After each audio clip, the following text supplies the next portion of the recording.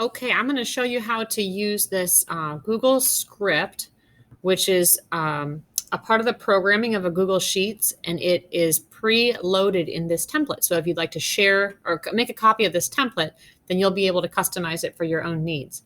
What this does is it enables you to have one single Google document, it has to be a spreadsheet, that each of your students can have their own individual page of, that can be a copy of something like a worksheet that you've preloaded on it for them.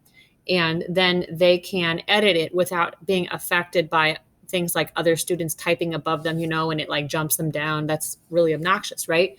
However, it gives you the advantage of being able to monitor all of your students on one document without having to wait for the individual load times of each of their documents. I've used this really, really successfully when I was using it for my students to work in partners. And so I've typically been most successful having between 10 and 15 student groups working on it. When I tried it once for my class where I had individual student groups, like into kids working on it individually by themselves, it seemed like maybe the bandwidth was a little bit of a problem. So it might be a good idea just to have like a beginning of the alphabet and an end of the alphabet, two different documents, just to spread things out a little bit. So what you see here on this screen is the template that I use. So this is with the worksheet part that the students will be filling out. I find it really beneficial to do some color coding and give some students directions on where to type in here. So things like type here in the gray boxes, those kinds of instructions really help kids. Another thing that I've found is really, really helpful is to put these spaces in here, right here. Places for the kids to type things to you to ask a question, because especially if you're working in groups, then they can be in breakout rooms where they can talk to each other, but yet you can be able to interact with them without taking the time to go into every single breakout room and have that conversation. You can do questions right back and forth here. Or if they type something kind of crazy in here, then you can be able to type something like, whoa, wait, check in on that. The next pages of this, can I move this thing? I guess I can't. Okay. I'm going to have to make this smaller because this is, well, that's annoying. Hide tools. There we go. Okay. Screencastify lesson right here. Okay. So here's the instructions tab. This is the instructions for the kids. This is not the instructions for you right now. I'm going to show you that in just a minute.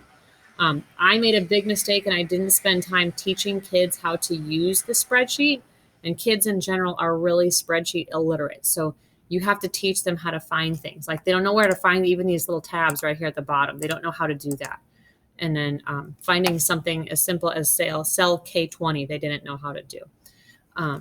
So spending a little bit of time, 5-10 minutes working on this first page is really essential to making this all work. What you've got then is you've got a list of student names, okay? So I just put Mo, Larry, and Curly here.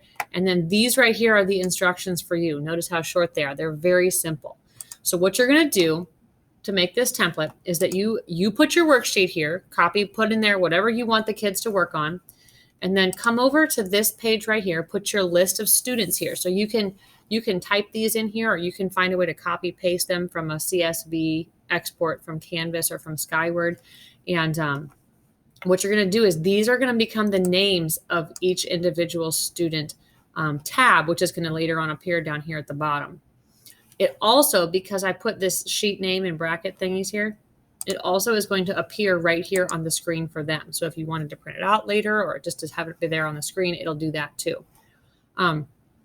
More details about this script that you can get into if you'd like to figure it out is creating additional variables and being able to do things like putting multiple things onto the kids' spreadsheet. So like you could have their name or their class period or whatever. You could add additional fields that were on here. And that's pretty straightforward to figure out. But I'm not going to do that today because I'm doing the simple version today. So what you want to do is you want to put your student groups on here. And then once you've got your template exactly how you want it, make sure it's exactly how you want it. Because once you do the copy, you can't change it without going through and manually changing every single one. So then go here and then just do sheet repeat, copy sheets.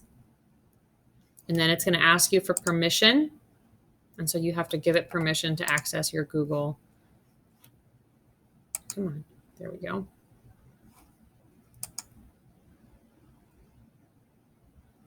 And then you have to type the name of the template, which is just template.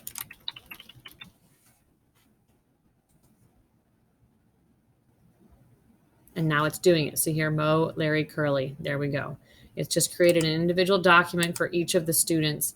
And notice that all of these are the same, except for the name that's appearing right here at the top.